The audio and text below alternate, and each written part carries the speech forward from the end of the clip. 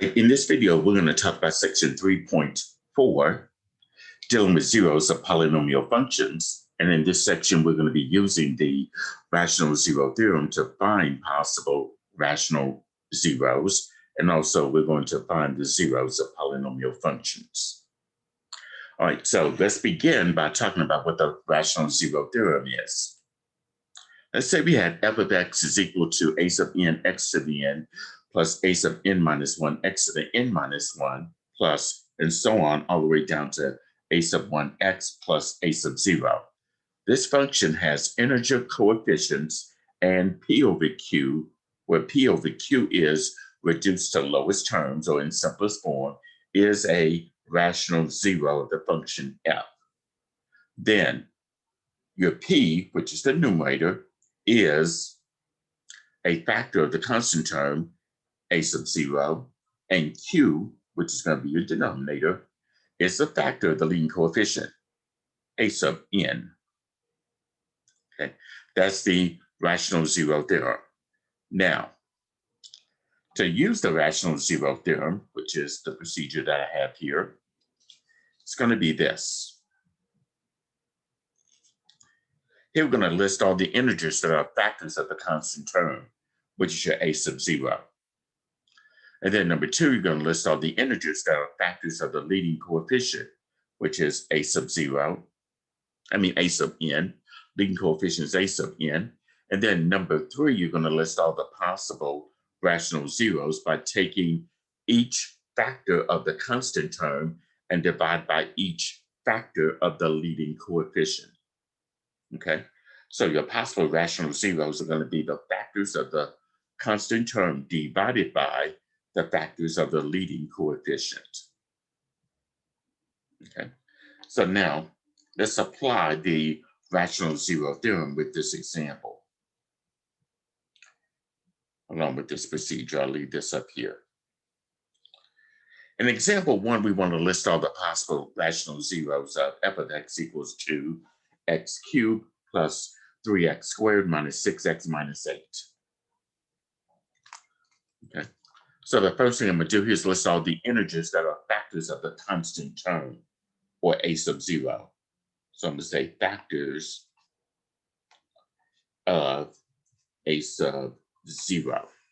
And in this case, your a sub 0 is that constant term, which is in this case, negative 8.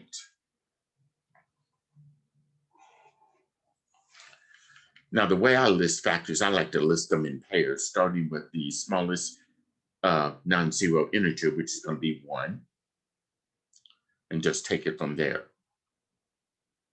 And I'm going to also use plus or minus symbols here. So here, the factors of 8 in pairs, I know 1 goes into 8, so I use plus or minus 1 and plus or minus 8. Let's try 2. 2 goes into 8 4 times, so I'm going to use plus or minus 2, plus or minus 4. Now 3 can't go into 8 evenly, so let's try 4. 4 goes into 8 2 times, but I've already got 2 and 4. 4 and 2 is the same as 2 and 4, so that tells me that I've listed all the factors of 8, or in this case, negative 8, which is why I'm using the plus or minus symbols here. And now for the factors of a sub n, which is your leading coefficient. And in this case, your leading coefficient, that's again the coefficient of the variable to the highest power.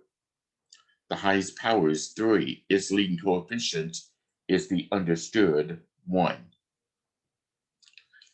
Okay, now that's going to be easy because the only factor for 1 will have to be plus or minus 1. And that's it. So step number 1 was I listed all the factors of the constant term a sub 0. Step number 2 was listing all the factors of the leading coefficient a sub n. And now we're going to find our possible rational zeros.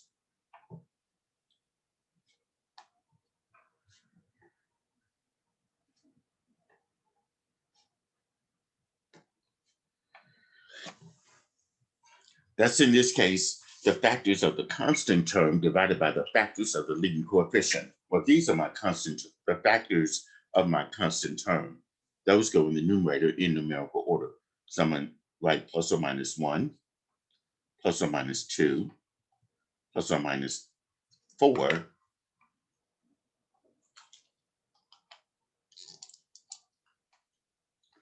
and plus or minus 8. That's going to be divided by the factors of the leading coefficient. Well, my leading coefficient is 1, and the factors of that are plus or minus 1.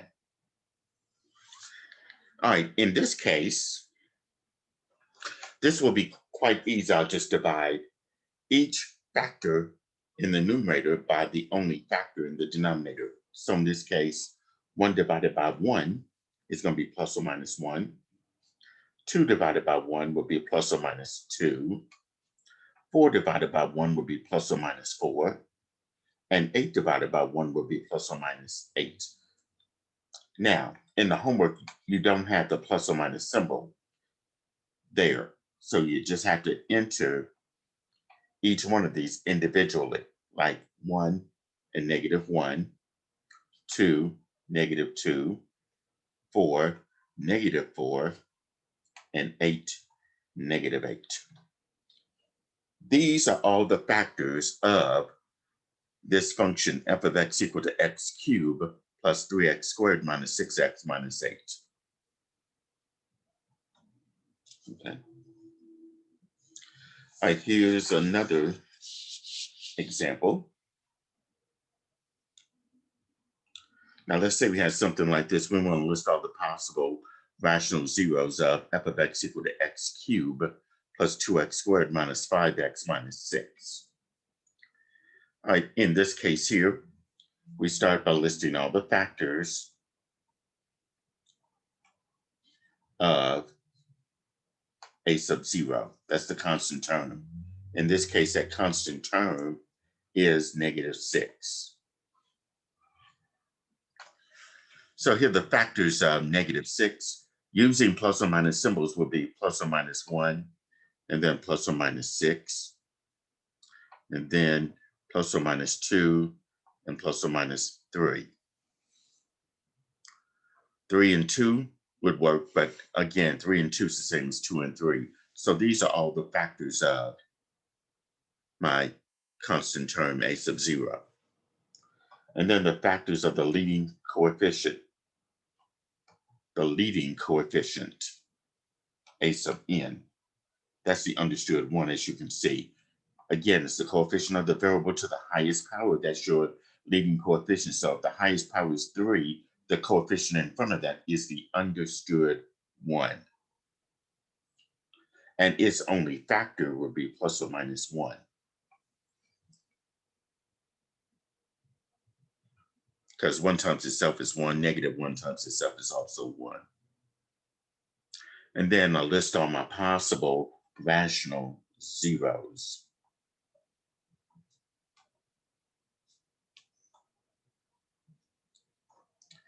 List the possible rational zeros.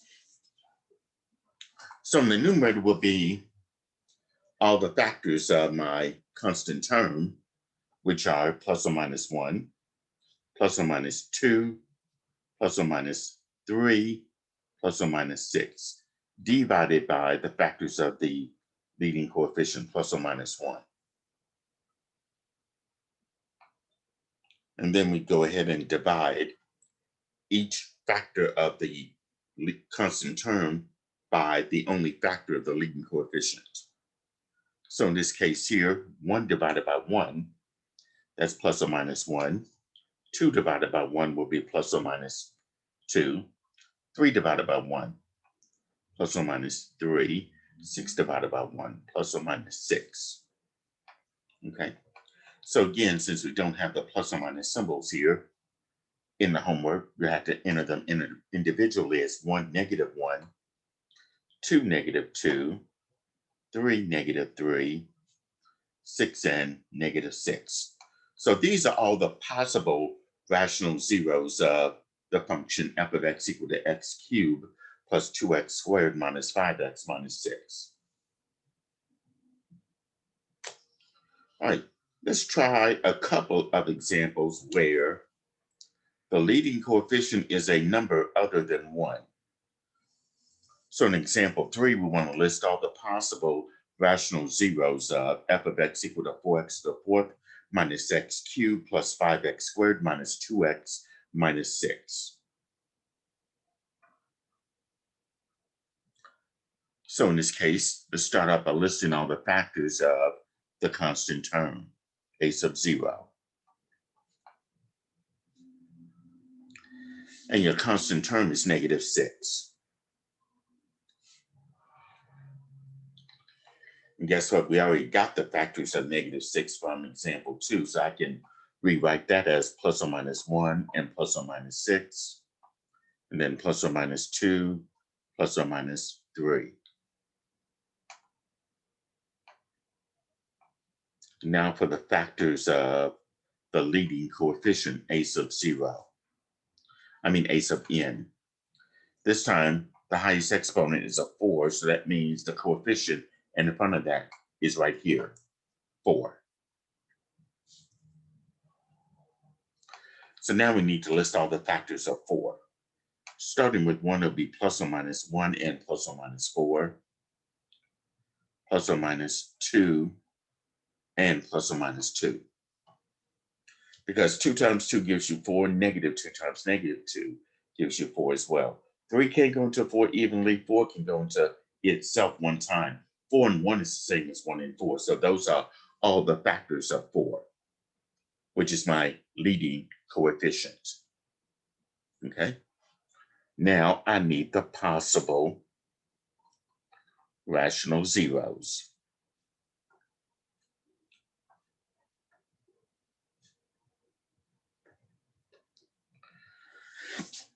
The numerator will be, in this case, all the factors of my constant term, which are these right here, in numerical order, plus or minus 1, plus or minus 2, plus or minus 3, and plus or minus 6.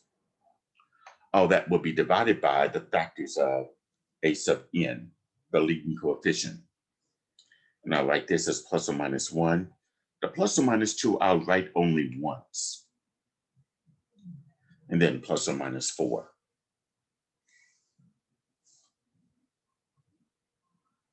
Now here's what I'm going to do here.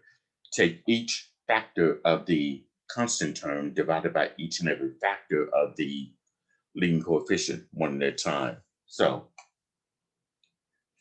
these will be divided by plus or minus 1. So when I do 1 divided by 1, that's plus or minus 1. 2 divided by 1 will be plus or minus 2. 3 divided by 1 will be plus or minus 3. 6 divided by 1 will be plus or minus 6. And then I'm going to divide all of these in the numerator, this time by plus or minus 2. So now 1 divided by 2 will be plus or minus 1/2. 2 divided by 2 will be plus or minus 1, which I've already got right here. And then 3 divided by 2 will be plus or minus 3/2. And then 6 divided by 2 would be plus or minus 3, which I've already got right here. Okay, so now I'm going to do the same thing with all these numbers in the numerator. Divide that by plus or minus 4. So now 1 divided by 4 will be plus or minus 1/4.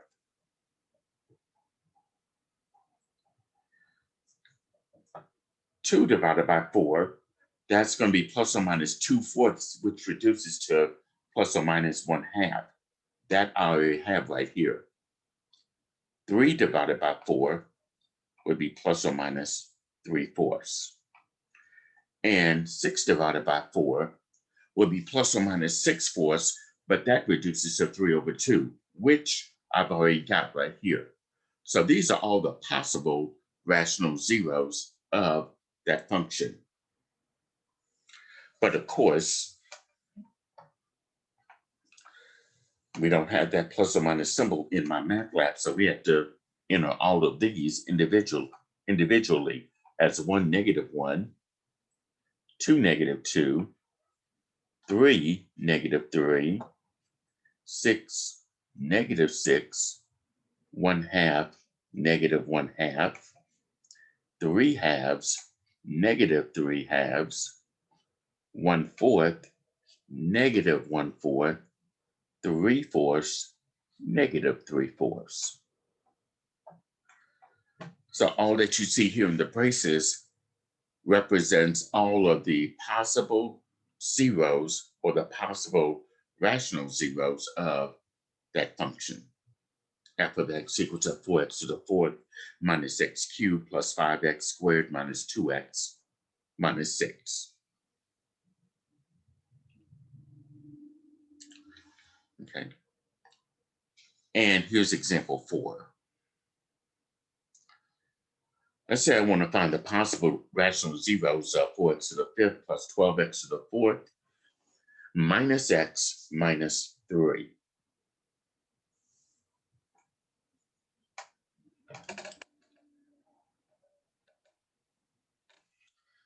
Okay, so let's find the factors of my constant term, a sub 0. And the constant term is a -3.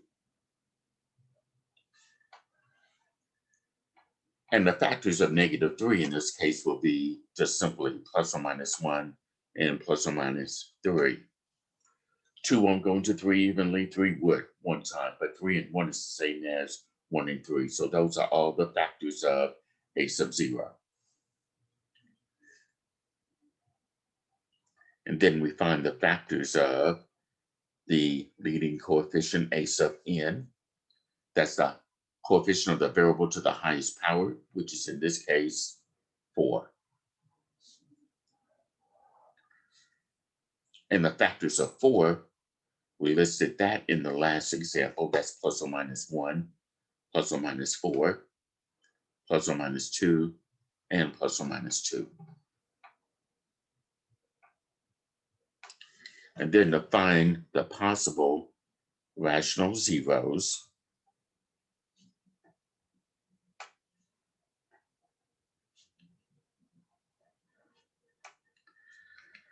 the numerator will be the factors of the constant term, which is plus or minus 1 and plus or minus 3.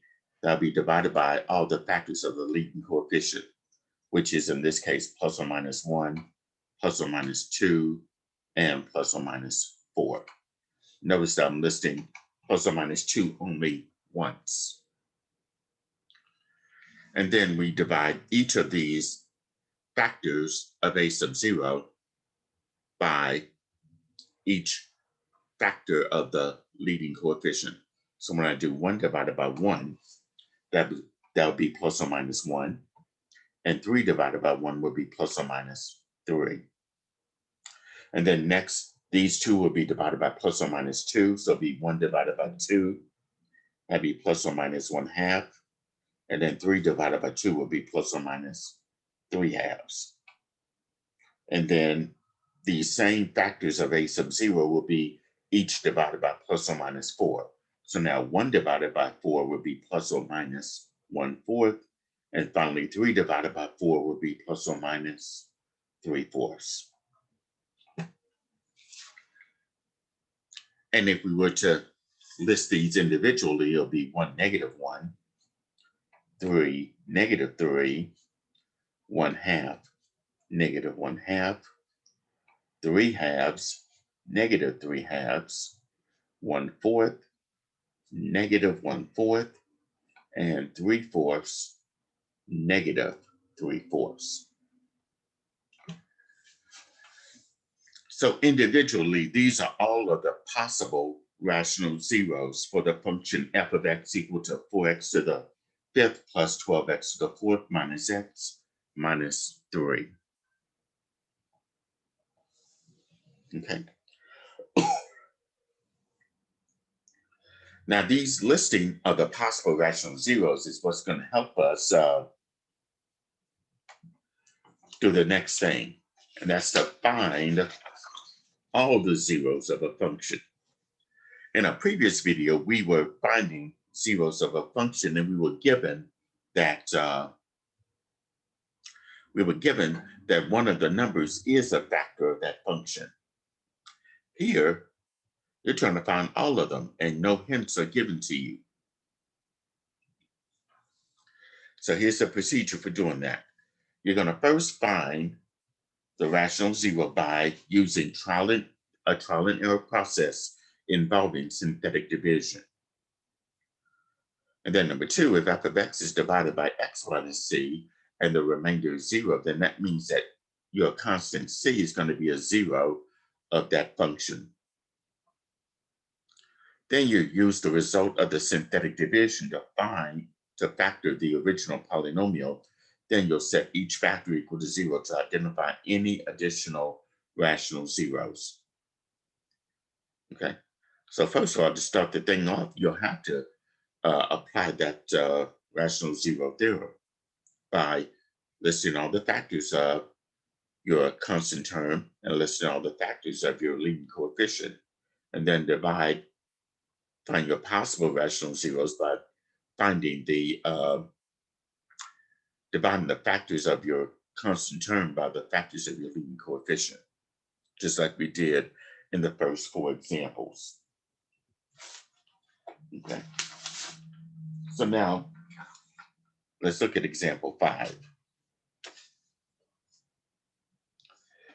And I'm pretty much going to have to do this on a separate sheet of paper because of the amount of space it's going to take to do these.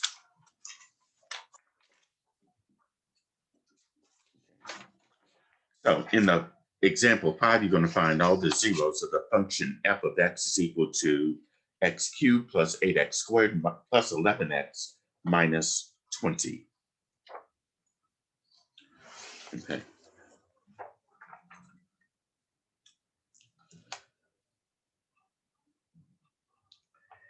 So I'm going to write example 5, and I'm just going to write the function f of x equal to x cubed plus 8x squared plus 11x minus 20. And here I want to find find all the zeros for that function. Well, let's find out what our possible rational zeros are by using that rational zero theorem. We need the factors of our constant term, a sub 0. And here, the constant term is negative 20.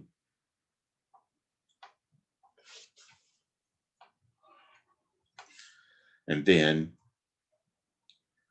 the factors of a sub n. That's the leading coefficient. Well, the highest exponent is a 3, so the coefficient in front of that will have to be that understood 1. All right, so let's find the factors of negative 20. I'll start with plus or minus 1, and then 1 goes into 20 20 times. So we got plus or minus 1 and plus or minus 20. Well, 2 goes into 20 10 times, so that'd be plus or minus 2 and plus or minus 10. 3 can't go into 20 evenly, but 4 can go into 20 5 times. So I have plus or minus 4 and plus or minus 5. Now, if I try 5, 5 goes into 24 times, but 5 and 4 is the same as 4 and 5. So those are all the factors of negative 20. And the factors of a sub n, well, it's just a 1. So we only got one factor for that, plus or minus 1. That's the easiest one there. Now for my possible rational zeros.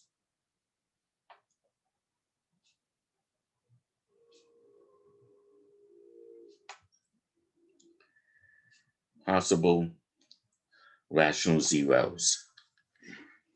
In this case, I list all the factors of a sub 0. That's going to be plus or minus 1, plus or minus 2, plus or minus 4, plus or minus 5, plus or minus 10, and plus or minus 20. Divided by the factors of the leading coefficient, a sub n. That'd be plus or minus 1. And then I divide each individual factor of the constant term by my only factor of the leading coefficient, which is 1. So 1 divided by 1 would be plus or minus 1. 2 divided by 1 would be plus or minus 2. 4 divided by 1 would be plus or minus 4. 5 divided by 1 would be plus or minus 5. 10 divided by 1 would be plus or minus 10. 20 divided by 1 would be plus or minus 20. So individually, all the possible rational zeros here are 1, negative 1, 2, negative 2, 4, negative 4, 5, negative 5, 10, negative 10, 20, negative 20.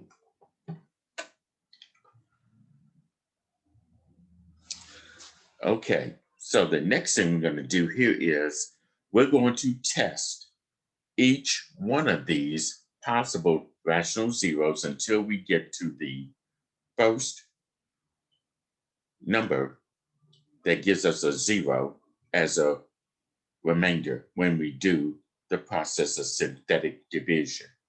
Okay, so in the last section we talked about how to divide polynomials using synthetic division. Here we're using that again as well. All right, so let's start off by testing the first rational zero or possible rational zero, which will be 1. Okay, so the 1 would be your divisor. The function with f of x is your dividend. Notice that there are no missing terms here. I got x cubed, x squared, x, and the constant term. So I can write the numerical coefficients. For x cubed, that coefficient is 1. For x squared, that coefficient is 8. For the x term is 11. The constant term is negative 20.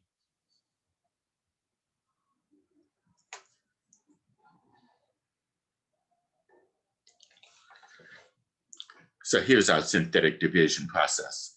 We bring down the first term, or the leading coefficient, in the bottom row. And then we multiply the 1 times the 1, the divisor times the number in the bottom row. 1 times 1 will be 1. And then we add 8 and 1 together, you'll get 9. And then do 1 times the 9, that will be 9. Add 11 and 9 together, you'll get 20. And then finally, 1 times 20 will be 20. Add negative 20 and 20 together, we get 0. So fortunately, we came up with a remainder of 0. So that tells me when that happens, that means one of our zeros in this case is going to be 1.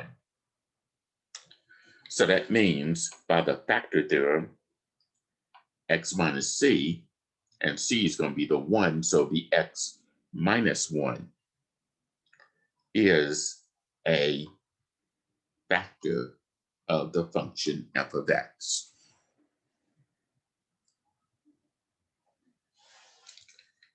And since x minus 1 is a factor of that function, this other part right here, where the 1 and the 9 and the 20 is, that's the other factor of f of x.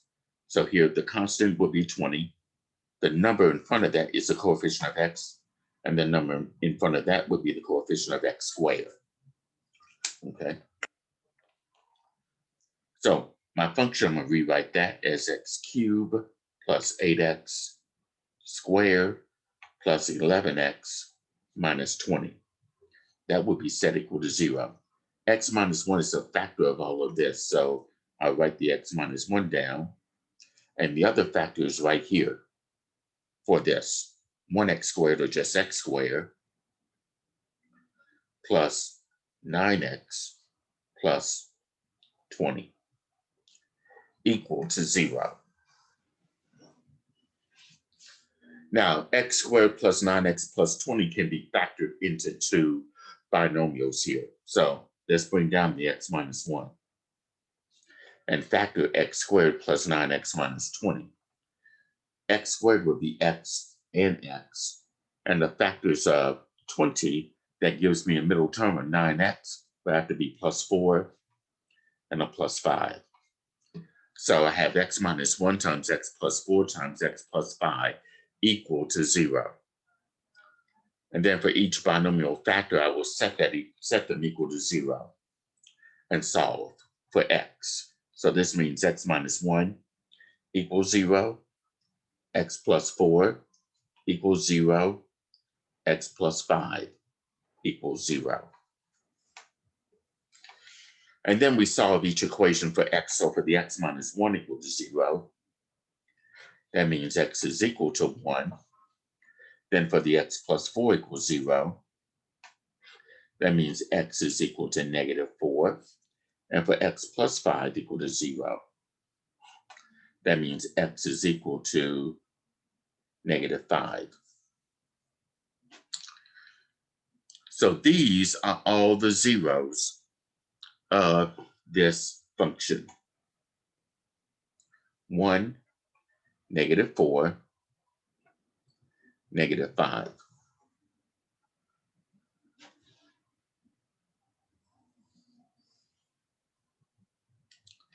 So those are all the possible, well, all the zeros of this function. The ones right here, those are the possible rational zeros, and you have to test each one of them. So here, once you get to the first number that gives you 0 as a remainder, pretty much you already know that 1 would be one of the zeros.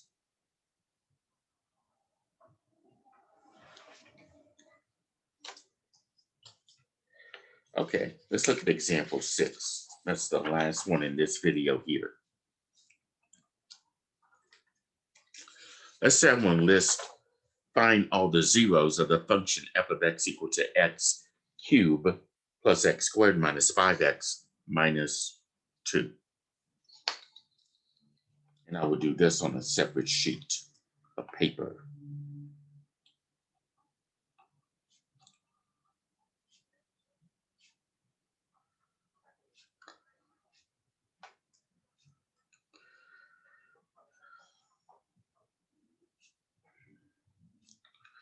Okay. All right. Let's start by using the rational zero theorem by finding the factors of the constant term. As factors of a sub 0, that's the constant term. In this case, is negative 2. And then the factors of the leading coefficient, a sub n, highest exponent is 3, so the coefficient for that variable with the highest exponent has to be the understood 1. All right, the only factors of negative 2 will have to be plus or minus 1 and plus or minus 2. That's it. And the factors of 1, only plus or minus 1.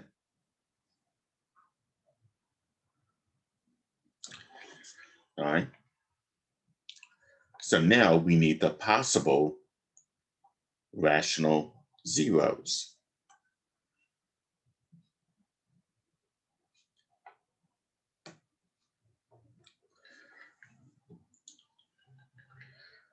The numerator will be the factors of the constant term, which is plus or minus 1 and plus or minus 2, divided by the factors of the leading coefficient, plus or minus 1. And then I'll divide each individual factor of a sub 0 by the factor of the leading coefficient. So 1 divided by 1 would be plus or minus 1. 2 divided by 1 would be plus or minus 2.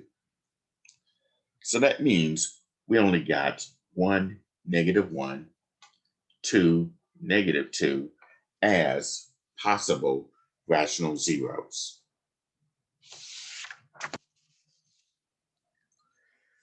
And then next we're going to test each individual possible rational zero using synthetic division. So in this case, let's start by testing x is equal to 1 using synthetic division. So the 1 would be your divisor. If you look at f of x, that's your dividend. There are no missing terms. I have x cubed, x squared, the x, and the constant term. So I can write down the numerical coefficients. So for x cubed, that coefficient is 1. For x squared, that coefficient is 1. The x, -5. The constant term, -2. All right. So we start the synthetic division by bringing down the 1, which is the leading coefficient in the bottom row. Multiply the divisor times that number in the bottom row. 1 times 1, which will be 1. Add 1 and 1 together, you'll get 2. And then 1 times 2 will be 2. Add -5 and 2 together, you'll get -3. And then 1 times a -3 will be -3.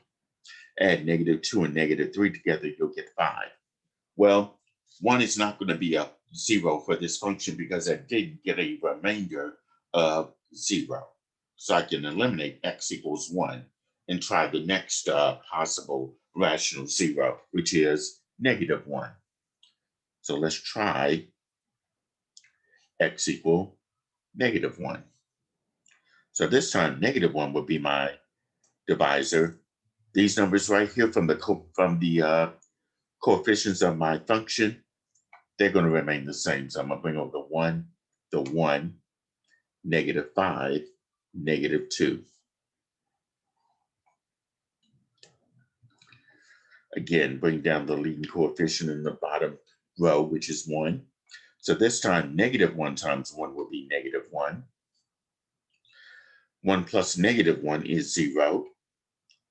-1 times 0 is 0. -5 plus 0 will be -5. And -1 times -5 will be +5. -2 plus 5 will be 3. I still didn't get a 0 when I did x equal -1. So we know -1 is not going to be a 0 for this function. So we tried -1 and +1. Let's try the next one, 2. So we're going to test x is equal to 2. This time 2 will be my divisor, and the 1, -5, and 2 still remains the same. So I'm going to bring down the 1, and then 2 times 1 will be 2, and then 1 plus 2 will be 3. 2 times 3 will be 6. Add -5 plus 6, you'll get 1.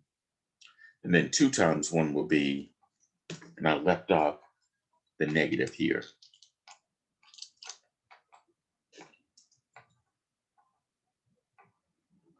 Okay. Now 2 times 1 will be 2. -2 plus 2 will give me 0. So here I did get a 0 as a remainder. So that tells me in this case, 2 is going to be one of the zeros for that function. Okay, and according to the factor theorem, x minus the constant, and that constant is 2, so the x minus 2 is a factor of the function f of x.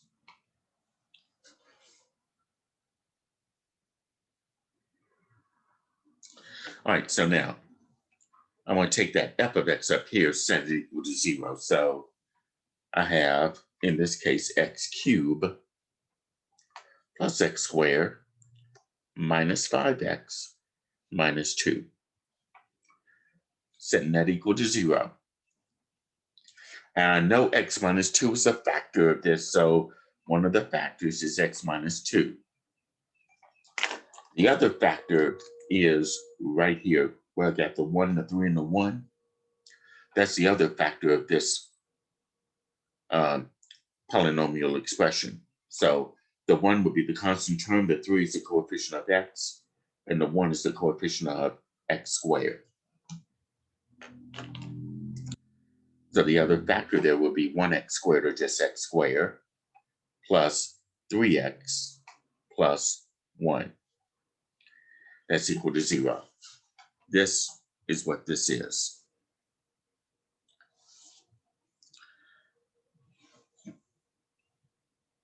Now, I don't think we're going to be able to factor x squared plus 3x plus 1 because there is no factor of 1 where the outer and the inner term is going to come out to be 3x.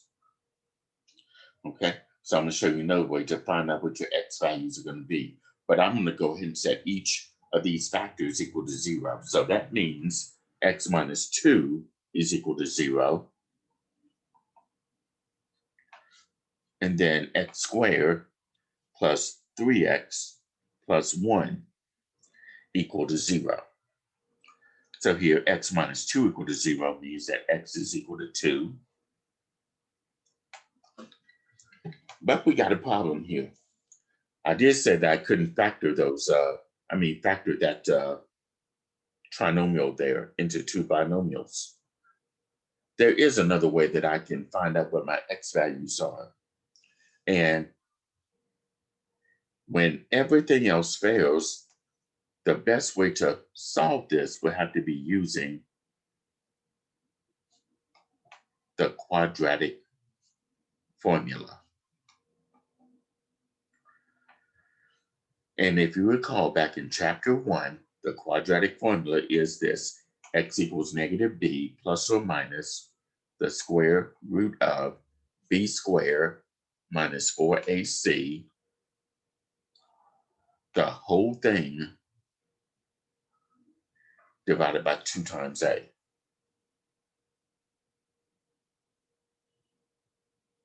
That's going to be the only way that we're going to be able to find out what our x values will be. Now, a is the coefficient of our x squared term. That's going to be 1. The b is the coefficient of x is 3. The constant term, c, is 1. And then we substitute those values into this quadratic formula. So here we go. You're going to have x is equal to, bring the negative down. The b is 3, so that'd be negative 3 plus or minus the square root of b, which is 3. That will be squared minus 4 times a, which is 1, times c, which is 1. All divided by 2 times a, and a is 1.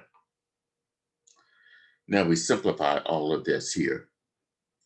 X is equal to negative 3 plus or minus the square root of 3 squared is 3 times 3, which is 9, minus 4 times 1 times 1, which is 4.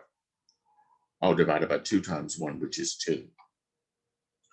And then 9 minus 4 underneath that radical will be 5. So this will be x is equal to negative 3 plus or minus the square root of 5 all over 2. And again, since your homework in my math lab does not have plus or minus, we have to write this as 2 separate answers as negative 3 plus the square root of 5 all over 2. And the other one, negative 3 minus the square root of 5 all over 2. Okay. So the zeros of the function f of x equal to x cubed plus x squared minus 5x minus 2 equal to 0. In this case, I got x equals 2. So I got the 2. And then these other two values here. Negative 3 plus 5, square root of 5.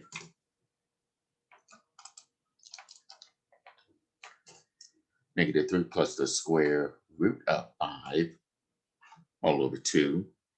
And negative 3 minus the square root of 5 all over 2.